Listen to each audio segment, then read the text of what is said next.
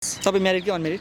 म म्यारिड हो। तपाईँ म्यारिड हुनुहुन्छ। त्यसलाई डेटिङ जाने चान्स पाउनुभयो भने तपाईँ म्यारिड केटासँग जानुहुन्छ कि अनम्यारिड केटासँग जानुहुन्छ? म अनम्यारिडसँग जान्छु गयो भने। अनम्यारिडसँग जानुहुन्छ है? म अनम्यारिड जाम। नमस्ते दर्शकबिन, तपाईँहरूलाई स्वागत छ मेरो टिकटक, फेसबुक, युट्युब जे जे हेर्नुहुन्छ। र आज मेरो साथमा हुनुहुन्छ एकजना ब्युटिफुल, हट एन्ड राम्री मान्छे हुनुहुन्छ। तपाईँलाई स्वागत छ।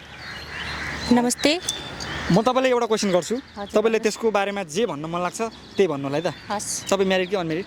म म्यारिड हो। तपाईँ म्यारिड हुनुहुन्छ। हजुर। म्यारिड भए पनि अझै पनि तपाईँलाई डेटिङ जाने चान्स पाउनुभयो भने तपाईँ म्यारिड केटासँग जानुहुन्छ कि अनम्यारिड केटासँग जानुहुन्छ? म डेटिङ नै जाँदिनँ। यदि जाने अवसर मिल्यो भने? म जाँदिनँ डेटिङ। मतलब तपाईँ जानुहुन्न, मैले कुरा बुझेँ होइन, जानुहुन्न मैले बुझेँ। त्यस्तो अवसर आयो भने चाहिँ तपाईँलाई के लाग्छ? आई थिङ्क म अनम्यारिडसँग जान्छु गयो भने। अनम्यारिडसँग जानुहुन्छ होइन? जानै पर्यो भने चाहिँ। जानै पर्यो भने अनम्यारिडसँग जानुहुन्छ होइन त? म अनम्यारिड जाम। के भयो त अनि? म अनम्यारिड जाम भने त? ल जाऊँ न त ल। ल